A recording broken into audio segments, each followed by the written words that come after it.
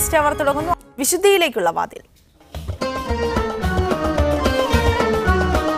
UAE exchange വിശുദ്ധിയിലേക്കുള്ള വാതിൽ.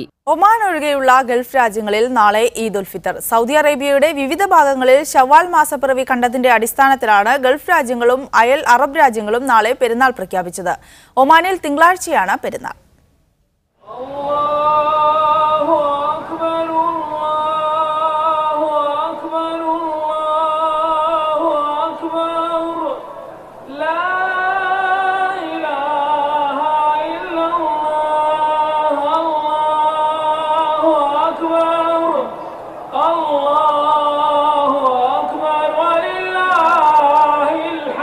Saudi അറേബ്യയുടെ വിവിധ ഭാഗങ്ങളിൽ ശവ്വാൽ മാസപ്പിറവി കണ്ടതായുള്ള സാക്ഷ്യം സുപ്രീം കോടതി സ്ഥിരീകരിച്ചതിനെ തുടർന്ന് റോയൽ കോർട്ടാണ് പെരുന്നാൾ പ്രഖ്യാപിച്ചത്. റിയാദ് മേഖലയിലെ മജ്മാ സർവകലാശാലയിലെ വാനനിരീക്ഷണ വിഭാഗവും തുമൈറിലെ മാസപ്പിറവി നിരീക്ഷണ സമിതിയും ശനിയാഴ്ച അസ്തമയത്തിന് ശേഷം മാസപ്പിറവി കണ്ടതായി അറിയിച്ചിരുന്നു. ഗൾഫ് രാജ്യങ്ങളിലും അയൽ അറബ് രാഷ്ട്രങ്ങളിലും ഞായറാഴ്ച തന്നെയാണ് ഈദ് ഉൽ ഫിത്തർ. അതേസമയം മാസപ്പിറവി കാണാത്തതിനാൽ ഒമാനിൽ പെരുന്നാൾ തിങ്കളാഴ്ചയായിരിക്കുമെന്ന് ഔഖാഫ് മതകാര്യ മന്ത്രാലയം അറിയിച്ചു. ഒരു മാസത്തെ വ്രതാനുഷ്ഠാനത്തിന് ശേഷം വന്നെത്തുന്ന ചെറിയ പെരുന്നാളിനെ വരവേൽക്കാനുള്ള ഒരുക്കത്തിലാണ് വിശ്വാസി സമൂഹം. പള്ളികളും ഈദ്ഗാഹുകളും പെരുന്നാൾ നമസ്കാരത്തിന് സജ്ജമായി. സ്നേഹത്തിന്റെയും സാഹോദര്യത്തിന്റെയും ആശംസകളുമായി പുലർച്ചെ മുതൽ വിശ്വാസികൾ കുടുംബസമേതം നമസ്കാരത്തിനെത്തും. സൂര്യൻ ഉദിച്ച് 15 മിനിറ്റാണ് നമസ്കാരത്തിനുള്ള സമയം. രാജ്യത്തെ ജനങ്ങൾക്കും ലോക മുസ്ലിങ്ങൾക്കും സൗദി ഭരണാധികാരി സൽമാൻ രാജാവ് ഐശ്വര്യത്തിന്റെയും സമൃദ്ധിയുടെയും ഈദാശംസകൾ നേർന്നു. Media 1 Jeddah. ദുബായിലെ പെരുന്നാൾ വിശേഷങ്ങളുമായി ഷിനോജ് ഷംസുദ്ദീൻ ചേരുന്നു. ഷിനോജ്, ഒരുക്കങ്ങളെല്ലാം പൂർത്തിയായോ? എന്തൊക്കെയാണ് വിശേഷങ്ങൾ? സന്ധ്യ, പള്ളികളിൽ ഇപ്പോഴും തക്ബീർ മുഴങ്ങുകയാണ്. നാളെ രാവിലെ ഈദ്ഗാഹുകളിലും പള്ളികളിലും പെരുന്നാൾ നമസ്കാരത്തിനുള്ള അവസാനഘട്ട ഒരുക്കങ്ങളാണ് ഇപ്പോൾ പുരോഗമിക്കുന്നത്. ഇപ്പോൾ ചൂടുകാലമായതിനാൽ വളരെ നേരത്തെ തന്നെ ഈദ് നമസ്കാരം നിർവഹിക്കേണ്ടി വരും. അതുകൊണ്ട് തന്നെ രാവിലെ 5:30 മുതൽ 6:15 സമയങ്ങളിൽ UAE-യിലെ എല്ലാ എമിറേറ്റിലും നമസ്കാരം പൂർത്തിയാക്കും. രണ്ടിടങ്ങളിൽ മലയാളികളുടെ നേതൃത്വത്തിൽ മലയാളികൾ സംഗമിക്കുന്ന ഈദ്ഗാഹുകൾ നടക്കുന്നുണ്ട്. ദുബായ് അൽമനാറിലാണ് ഒരു ഈദ്ഗാഹ്, മറ്റൊന്ന് ഷാർജ ക്രിക്കറ്റ് സ്റ്റേഡിയത്തിനടുത്ത് മലയാളികളുടെ ഒരു ഈദ്ഗാഹ് ഉണ്ടാകും. ദുബായ് അൽമനാറിൽ മൗലവി അബ്ദുസലാം മോങ്ങം ഖുതുബയ്ക്കും നമസ്കാരത്തിനും നേതൃത്വം നൽകും. അതോടൊപ്പം ഷാർജയിൽ ഹുസൈൻ സൽഫി ആയിരിക്കും നമസ്കാരത്തിന് നേതൃത്വം നൽകുക. ദുബായ് ഭരണാധികാരിയും UAE വൈസ് പ്രസിഡന്റുമായ Sheikh Mohammed bin Rashid Al Maktoum Zabeel പള്ളിയിൽ പെരുന്നാൾ നമസ്കരിക്കും. UAE-യുടെ ഉപസർവ സൈന്യാധിപൻ Sheikh Mohammed bin Zayed Al Nahyan Sheikh Mohammed അബുദാബിയിലെ ഗ്രാൻഡ് മോസ്കിലും പെരുന്നാൾ നമസ്കാരം നിർവഹിക്കും. സന്ധ്യ. ശരി ഷംസുദ്ദീൻ. ഈദ് ഉൽ ഫിത്തർ പ്രമാണിച്ച് കുവൈത്ത് അമീർ ഷെയ്ഖ് സബാഹ് അൽ അഹമ്മദ് അൽ ജാബിർ അസബാഹ് സ്വദേശികളും വിദേശികളും ഉൾപ്പെടെ മുഴുവൻ രാജ്യനിവാസികൾക്കും ആശംസകൾ നേർന്നു. കുവൈത്ത് ഉൾപ്പെടെ അറബ് മുസ്ലിം രാജ്യങ്ങളിലും ലോകത്തെല്ലായിടത്തും ഈദ് ഉൽ ഫിത്തർ സന്തോഷവും സമാധാനവും പ്രദാനം ചെയ്യട്ടെ എന്നും അമീർ ആശംസിച്ചു. ചെറിയ പെരുന്നാൾ വലിയ ആഘോഷമാക്കാനുള്ള അവസാനവട്ട ഒരുക്കത്തിലാണ് കുവൈത്ത് മലയാളികൾ. രാജ്യത്തെ ഷോപ്പിംഗ് മാളുകളിലും കച്ചവട കേന്ദ്രങ്ങളിലും വൻ തിരക്കാണ് അനുഭവപ്പെടുന്നത്. രാജ്യത്തെ പള്ളികളിൽ പെരുന്നാൾ നമസ്കാരം പുലർച്ചെ 5:05-നായിരിക്കുമെന്ന് ഔഖാഫ് മന്ത്രാലയം അറിയിച്ചു. വസ്ത്രവ്യാപാര മേഖലയിലാണ് തിരക്ക് കൂടുതൽ. ഹൈപ്പർ മാർക്കറ്റുകളിലും തുണിക്കടകളിലും പെരുന്നാൾ കോടിയെടുക്കാനെത്തുന്നവരുടെ വൻ തിരക്കാണ്. സ്വദേശികൾ കൂടുതലും ആശ്രയിക്കുന്നത് കോഓപ്പറേറ്റീവ് സൂപ്പർ മാർക്കറ്റുകളെയാണ്. വൻ ഓഫറുകൾ പ്രഖ്യാപിച്ചാണ് കച്ചവടക്കാർ ഉപഭോക്താക്കളെ ആകർഷിക്കുന്നത്.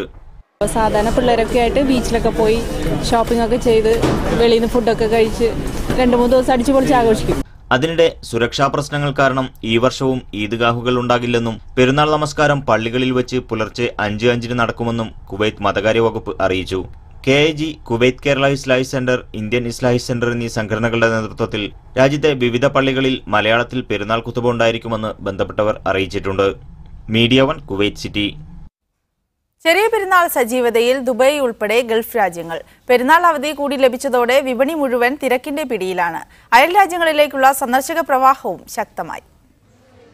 മാളുകളിലും മറ്റു കച്ചവട കേന്ദ്രങ്ങളിലും വലിയ തിരക്കാണ് അനുഭവപ്പെടുന്നത്. പുതുവസ്ത്രവും പാദരക്ഷകളും മൈലാഞ്ചിയും ഭക്ഷ്യവസ്തുക്കളുമെല്ലാം വാങ്ങാനായി എല്ലാ സൂപ്പർ ഹൈപ്പർ മാർക്കറ്റുകളിലും കടകളിലും നല്ല തിരക്കാണ്.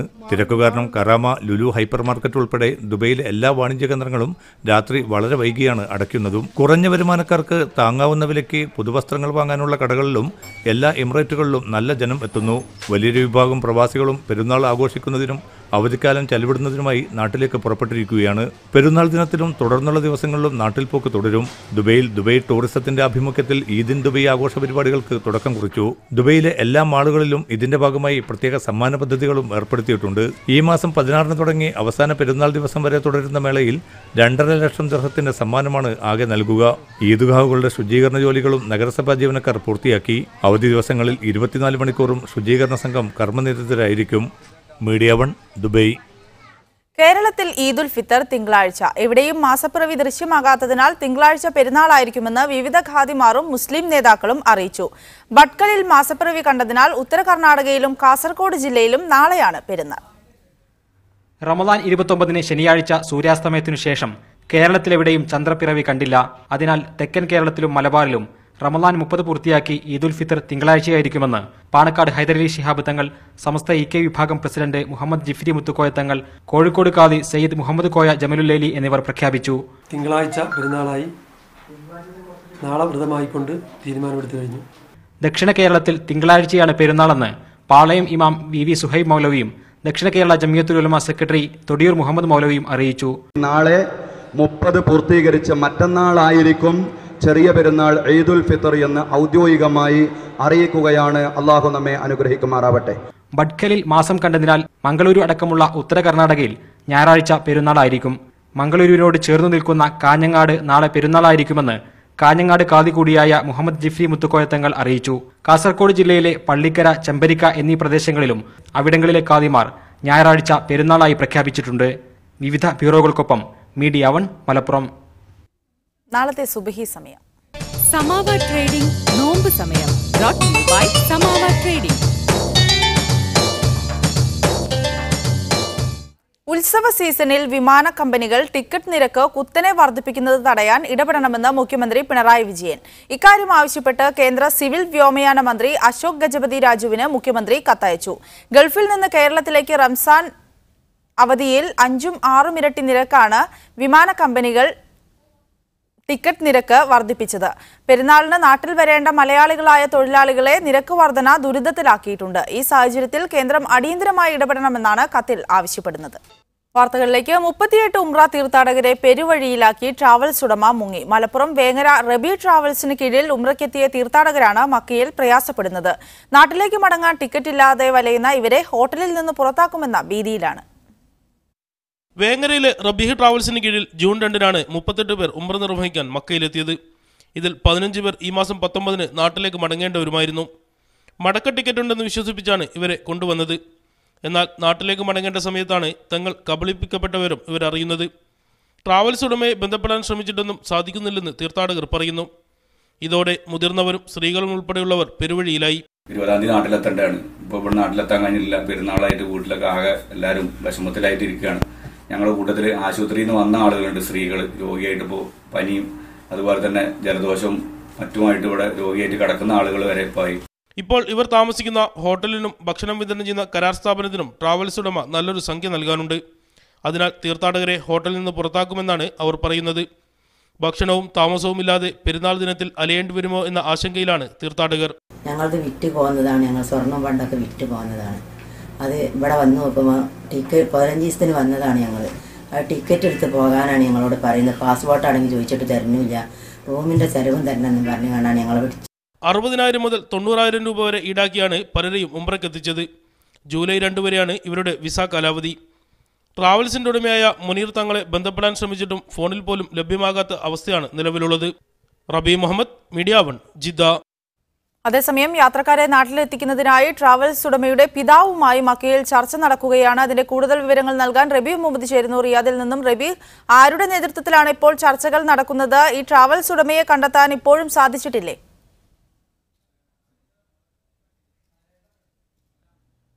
സന്ധ്യ വേങ്ങരയിലെ റബി ട്രാവൽസ് ഉടമ മുനീർ തങ്ങളെ ഇതുവരെ ഇവർക്കാർക്കും തന്നെ ബന്ധപ്പെടാൻ കഴിഞ്ഞിട്ടില്ല. ഇദ്ദേഹത്തിന്റെ പിതാവിനോ അദ്ദേഹത്തിന്റെ ബന്ധുക്കൾക്കോ ഒന്നും തന്നെ കഴിഞ്ഞ 2-3 ദിവസമായി ബന്ധപ്പെടാൻ കഴിയുന്നില്ല. ഗ്രൂപ്പ് അമീർ ഏറ്റവും അവസാനം നമ്മളോട് പറഞ്ഞത് കഴിഞ്ഞ 19-ാം തീയതിയാണ് അവസാനമായിട്ട് അവർക്ക് തമ്മിൽ കമ്മ്യൂണിക്കേഷൻ നടത്തുക. അതിനുശേഷം ഇദ്ദേഹത്തെ യാതൊരു രീതിയിലും ബന്ധപ്പെടാൻ കഴിഞ്ഞില്ല.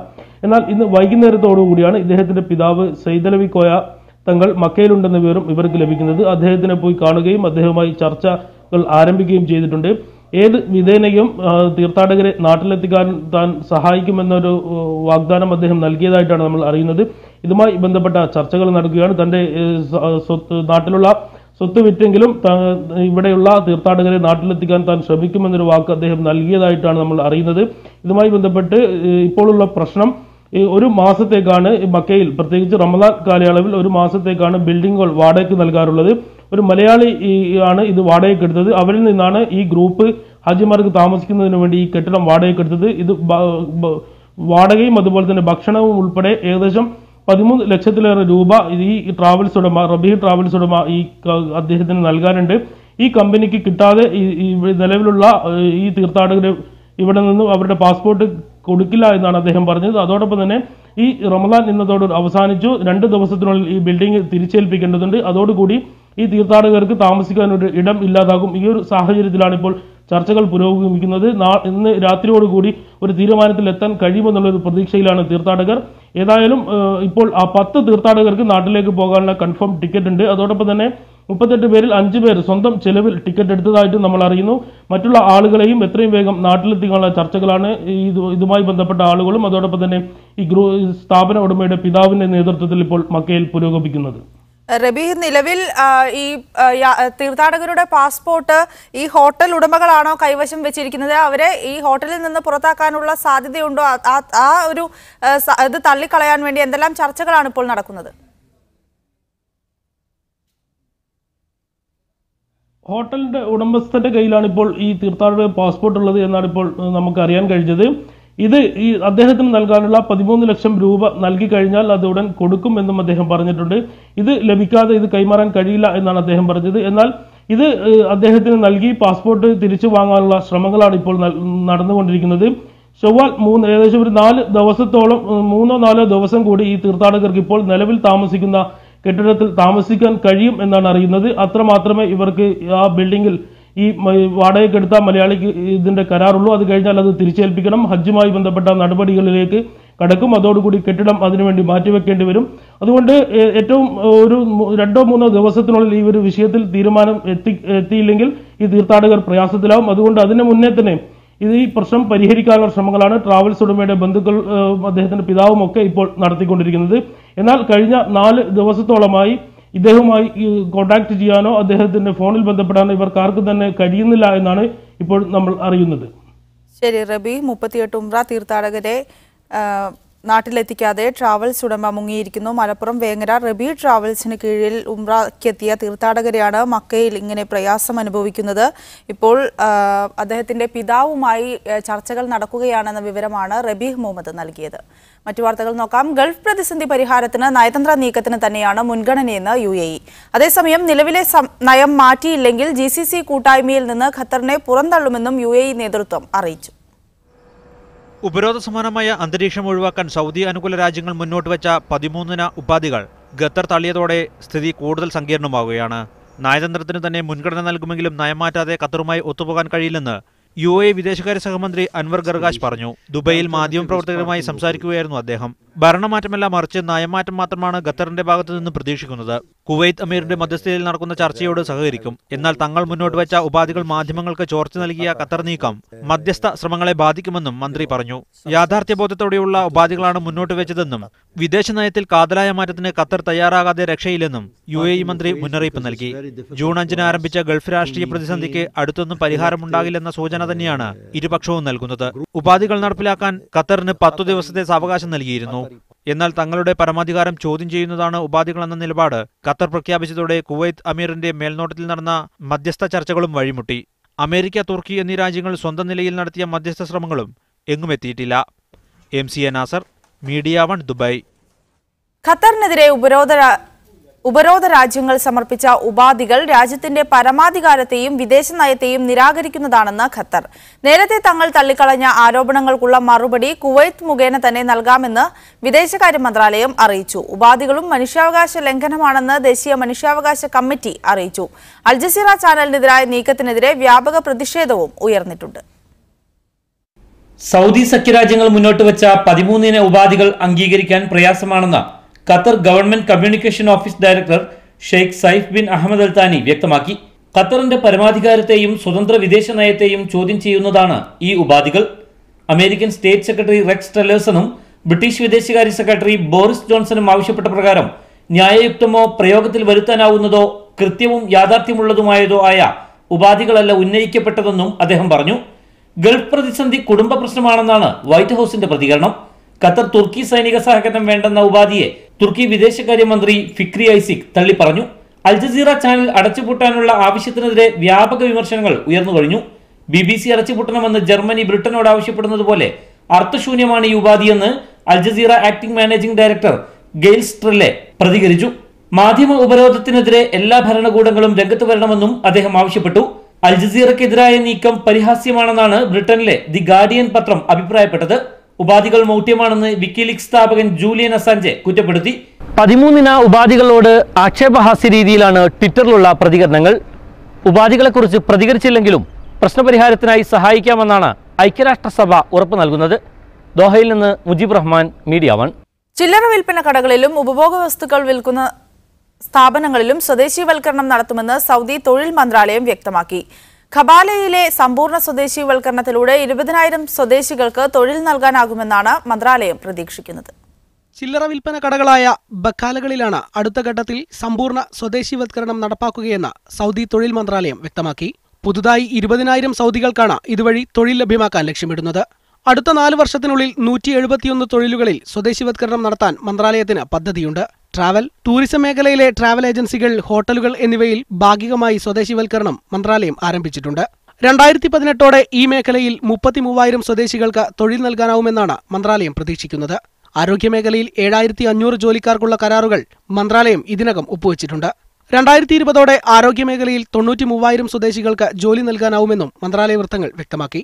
40% സ്വദേശീവൽക്കരണം ഇതിനകം നടപ്പാക്കിയ റെന്റേക്കാർ മേഖലയിലും 100% സ്വദേശീവൽക്കരണം നടപ്പാക്കും. 5,000 പേർക്ക് ഇതിലൂടെ അധികം ജോലി നൽകാനാവും. ഷോപ്പിംഗ് മാളുകൾ സ്വദേശീവൽക്കരിക്കുന്നതിന്റെ നടപടികൾ അൽഖസീം മേഖലയിൽ നിന്ന് ആരംഭിച്ചതായും തൊഴിൽ മന്ത്രാലയം വ്യക്തമാക്കി. മൊബൈൽ കടകളിലെ സ്വദേശീവൽക്കരണത്തിലൂടെ 8,000-ലധികം സ്വദേശി യുവതീ യുവാക്കൾക്ക് തൊഴിൽ നൽകാനായ അനുഭവത്തിൽ നിന്നാണ് മന്ത്രാലയത്തിന്റെ അടുത്ത നീക്കം. Media 1, Riyadh. ഒമാനിൽ NOC നിയമം സംബന്ധിച്ച പൊതുജനങ്ങളുടെ അഭിപ്രായ രൂപീകരണത്തിന്റെ ഓൺലൈൻ വോട്ടെടുപ്പ് ആവേശത്തോടെ പുരോഗമിക്കുന്നു. തൻഫീദ് പദ്ധതി നടത്തിപ്പിന് പിന്തുണ നൽകുന്ന implementation support and follow up യൂണിറ്റിന്റെ ട്വിറ്റർ ഹാൻഡിൽ വഴിയാണ് വോട്ടെടുപ്പ് നടക്കുന്നത്. അറബിയിലും ഇംഗ്ലീഷിലുമായി ഇന്നു രാത്രി വരെ 32,182-ലധികം പേർ വോട്ട് രേഖപ്പെടുത്തിയിട്ടുണ്ട്. രാത്രി 9 മണി വരെയുള്ള കണക്കനുസരിച്ച് ഇംഗ്ലീഷിൽ 25,487ഓളം ആളുകൾ വോട്ട് രേഖപ്പെടുത്തി. ഇതിൽ 58% പേർ NOCയെ അനുകൂലിക്കുന്നവരാണ്. 40% പേരാണ് NOC മാറ്റിവെക്കണമെന്ന അഭിപ്രായക്കാർ. 2% പേർ നിലപാട് വ്യക്തമാക്കാൻ താൽപ്പര്യം പ്രകടിപ്പിക്കാത്തവരാണ്. എന്നാൽ അറബിക്കിൽ 6,695 പേർ വോട്ട് രേഖപ്പെടുത്തിയതിൽ NOCയെ എതിർക്കുന്നവരാണ് കൂടുതലും, 61%. 33% പേരാണ് NOC നിലനിർത്തണമെന്ന അഭിപ്രായമുള്ളവർ. ചൊവ്വാഴ്ചയാണ് വോട്ടെടുപ്പ് ആരംഭിച്ചത്. മലയാളികൾ അടക്കമുള്ളവർ ആവേശത്തോടെ വോട്ട് രേഖപ്പെടുത്താൻ രംഗത്തെത്തിയതോടെ വ്യാഴാഴ്ച വരെ NOCയെ എതിർക്കുന്നവരായിരുന്നു ഇംഗ്ലീഷ് വോട്ടെടുപ്പിൽ കൂടുതലും. ട്വിറ്റർ ലിങ്കും വോട്ട് രേഖപ്പെടുത്തേണ്ട രീതിയുടെ സ്ക്രീൻഷോട്ടും അടക്കമുള്ള മെസ്സേജുകൾ സമൂഹ മാധ്യമങ്ങളിലൂടെ വ്യാപകമായി കൈമാറ്റം ചെയ്യപ്പെടുന്നുണ്ട്. വോട്ടെടുപ്പ് നടക്കുന്ന ലിങ്കിന് താഴെ അനുകൂലിച്ചും പ്രതികൂലിച്ചുമുള്ള കമന്റുകൾ ധാരാളമുണ്ട്. രാജ്യത്തിന് വിദഗ്ധരായ തൊഴിലാളികളെ നഷ്ടപ്പെടാൻ NOC വഴിയൊരുക്കുന്നതായി വിദേശികൾ അഭിപ്രായപ്പെടുമ്പോൾ സ്വദേശീവൽക്കരണ നടപടികൾക്ക് ഊർജ്ജം പകരുന്നതിനായി NOC എടുത്തുകളയരുതെന്നാണ് ഒമാനികളുടെ വാദം. Media 1, Muscat. വാർത്തകളിലേക്ക്. ബഹ്റൈനിൽ ബദേൽ ചർച്ച് സൺഡേ സ്കൂളിന്റെ വാർഷികാഘോഷ പരിപാടി നടന്നു. വർണ്ണശബളമായ കലാപരിപാടികൾ ആസ്വദിക്കാൻ നിരവധി കുടുംബങ്ങളാണ് എത്തിയത്. Bethel church Bahrain Sunday school വാർഷികം കുട്ടികളുടെ വിവിധ കലാപരിപാടികളോടെയാണ് നടന്നത്. വിവിധ മത്സര പരിപാടികളിലും സൺഡേ സ്കൂൾ പരീക്ഷകളിലും വിജയം നേടിയ കുട്ടികൾക്ക് ചടങ്ങിൽ brother MG Varghese, brother KJ Kurian, brother Raju Joseph എന്നിവർ സമ്മാനദാനം നടത്തി. പാസ്റ്റർ ബിനീഷ് സക്കറിയ പരിപാടിയിൽ അധ്യക്ഷത വഹിച്ചു. പാസ്റ്റർ ഷാജി വി ജോൺ മുഖ്യപ്രഭാഷണം നടത്തി. Benny Thomas, Soju Varghese, job Thomas, Reji George എന്നിവർ പരിപാടികൾക്ക് നേതൃത്വം നൽകി. വിദ്യാർത്ഥികൾ അവതരിപ്പിച്ച വർണ്ണശബളമായ കലാപരിപാടികൾ അരങ്ങേറി. സിസ്റ്റർ ഷൈനി ബെന്നി ചടങ്ങിൽ നന്ദി പറഞ്ഞു. Media 1 Bahrain. തുടർച്ചയായ 6ാം വർഷവും ആയിരങ്ങൾക്ക് ഇഫ്താർ ഒരുക്കി ദുബായ് KMCC. അൽബറാഹ ആസ്ഥാനത്തൊരുക്കിയ വിപുലമായ സെന്ററിലാണ് നിത്യവും ഇഫ്താർ ഒരുക്കുന്നത്. ദേര അൽബറാഹയിലെ KMCC ടെന്റിൽ ഇത്തവണയും വലിയ തോതിലാണ് ഇഫ്താർ ചടങ്ങ് ഒരുക്കിയത്. തുച്ഛവരുമാനക്കാരായ പ്രദേശത്തെ ആയിരങ്ങൾക്കാണ് ഇതിന്റെ പ്രയോജനം ലഭിക്കുന്നത്. ഏറ്റവും മികച്ച രീതിയിൽ തന്നെയാണ് നിത്യവും ഇതിന്റെ സംഘാടനമെന്ന് ദുബായ് KMCC പ്രസിഡന്റ് അൻവർ ദഹ പറഞ്ഞു. 2000 ആളുകൾ വരുന്നു. എല്ലാവരെയും ഒരാൾ പോലും തിരിച്ചു പോകാത്ത വിധത്തിലുള്ള സജ്ജീകരണങ്ങൾ ഞങ്ങൾക്കിവിടെ ഇതുവരെ കൊടുക്കാൻ സാധിച്ചു. എണ്ണമറ്റ വളണ്ടിയർമാർ ചിട്ടയായ പ്രവർത്തനങ്ങളിലൂടെയാണ് ഇഫ്താർ സംഘാടനം നടത്തുന്നത്.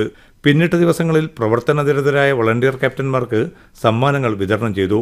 ഒട്ടേറെ സ്ഥാപനങ്ങളുടെയും വ്യക്തികളുടെയും പിന്തുണയോടെയാണ് ക്യാമ്പിന്റെ സംഘാടനമെന്ന് UAE KMCC ഉപദേശക സമിതി വൈസ് ചെയർമാൻ യഹിയ തളങ്ങര പറഞ്ഞു. അൽഹംദുലില്ലാഹ്, ഇനിയും ഇത് വരും കാലങ്ങളിൽ ഇതിനേക്കാളും ഉഷാറായി നടത്താൻ വേണ്ടി നിങ്ങൾക്ക് എല്ലാവർക്കും ആഗ്രഹമുണ്ട്. അള്ളാഹു സഫലീകരിച്ചു തരട്ടെ. ഇഫ്താർ ക്യാമ്പിന് പുറമെ നാട്ടിൽ റമദാനിൽ കോടിക്കണക്കിന് രൂപയുടെ ജീവകാരുണ്യ പ്രവർത്തനങ്ങളും KMCC നടത്തിവരുന്നതായി Dubai KMCC general secretary Ibrahim Muruchandi പറഞ്ഞു. ജില്ലാ കമ്മിറ്റി മുഖേന നടത്തിയ റിലീഫുകളുണ്ട്. സംസ്ഥാന കമ്മിറ്റി നേരിട്ട് നടത്തുന്നത്. അതുകൂടാതെ ഓരോ ജില്ലാ കമ്മിറ്റികളും ലക്ഷക്കണക്കായ റിലീഫ് പ്രവർത്തനങ്ങൾ ബൈത്തുറഹ്മകളായിട്ടും അതുപോലെ CH സെൻ്ററുകളായിട്ടും അതുപോലെ രോഗികളെ സഹായിക്കലായിട്ടും അതുപോലെ കിറ്റ് വിതരണം. റാഷിദ് ബിൻ അസ്ലം മുഹിയുദ്ദീൻ, സുബ്ഹാൻ ബിൻ സംസുദ്ദീൻ ഉൾപ്പെടെയുള്ള പ്രമുഖരും ചടങ്ങിൽ സന്നിഹിതരായിരുന്നു. Media 1 Dubai. Poovathur Akbar Juma Masjid UAE committee നാട്ടിൽ മതസൗഹാർദ്ദ സമ്മേളനവും സമൂഹ നോമ്പുതുറയും സംഘടിപ്പിച്ചു. പാർലമെന്റ് അംഗം CN ജയദേവൻ സമ്മേളനം ഉദ്ഘാടനം ചെയ്തു. മുരളി പെരുന്നെല്ലി MLA, മുൻ MP പീതാംബരക്കുറുപ്പ് തുടങ്ങിയവർ മുഖ്യാതിഥികളായിരുന്നു. കവി doctor Ravunni, father doctor Deljo Puthur, Swami Vishwabhadrananda Shaktibodhi, Basheer Faizy തുടങ്ങിയവർ സംസാരിച്ചു. ഖത്തീബ് ഹംസ സഖാഫി അധ്യക്ഷനായിരുന്നു. UAEയിലെ പൈലിപ്പുറം മഹല്ല് നിവാസികളുടെ പെരുന്നാൾ സംഗമം നാളെ വൈകുന്നേരം 4-ന് ഷാർജയിൽ നടക്കും. ഫയർ സ്റ്റേഷന് സമീപം നെല്ലറ റെസ്റ്റോറന്റിലാണ് പരിപാടി. വിവിധ എമിറേറ്റുകളിലെ പൈലിപ്പുറം നിവാസികൾ പങ്കെടുക്കുമെന്ന് സംഘാടകർ അറിയിച്ചു. ഷാർജ മലയാളി കൂട്ടായ്മ വിവിധ ലേബർ ക്യാമ്പുകളിൽ ഇഫ്താർ വിരുന്നൊരുക്കി. ജീവകാരുണ്യ വിഭാഗമായ സ്നേഹതീരത്തിന്റെയും വനിതാ കൂട്ടായ്മയുടെയും നേതൃത്വത്തിലാണ് ക്യാമ്പുകളിൽ ഭക്ഷണം എത്തിച്ചത്. ദിലീപ്, സന്ധ്യ, റീമ, മിനി ജോയ് തുടങ്ങിയവർ നേതൃത്വം നൽകി. ട്രാഫിക് പിഴകളിൽ 50% ഇളവ് 2016 പിഴകൾക്ക് മാത്രം. ദുബായിൽ പെരുന്നാളിനോടനുബന്ധിച്ച് ട്രാഫിക് പിഴകളിൽ 50% ഇളവ് പ്രഖ്യാപിച്ചു.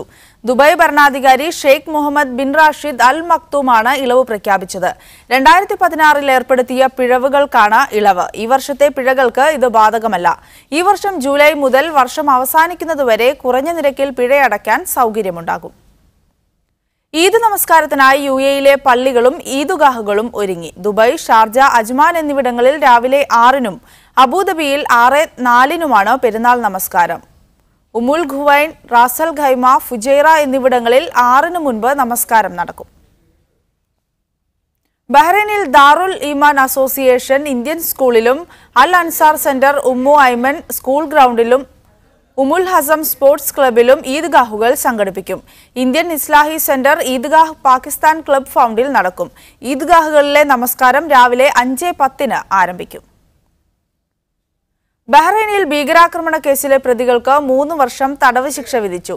സിത്രയിൽ ഗ്യാസ് സിലിണ്ടർ ഉപയോഗിച്ച് സ്ഫോടനം നടത്തിയതിനാണ് ശിക്ഷ. ഈ വർഷം ഫെബ്രുവരി 17-നായിരുന്നു കേസിനാസ്പദമായ സംഭവം. ഖത്തറിലേക്കുള്ള ടൂറിസ്റ്റ് വിസ ഇനി ഇന്റർനെറ്റിൽ നിന്ന് നേരിട്ട് ഡൗൺലോഡ് ചെയ്യാനാകും. ഖത്തർ ആഭ്യന്തര മന്ത്രാലയം, Qatar tourism authority, Qatar Airways എന്നിവ സംയുക്തമായാണ് ഈ വിസ സംവിധാനം നടപ്പാക്കുന്നത്. ടൂറിസ്റ്റ് വിസയ്ക്ക് സർവീസ് ചാർജ് ഉൾപ്പെടെ $42 ഫീസ് ഈടാക്കുന്നത്. കൂടുതൽ വിവരങ്ങളുമായി മുജീബ് റഹ്മാൻ ചേരുന്നു. മുജീബ്, വിവരങ്ങൾ എന്തൊക്കെയാണ്?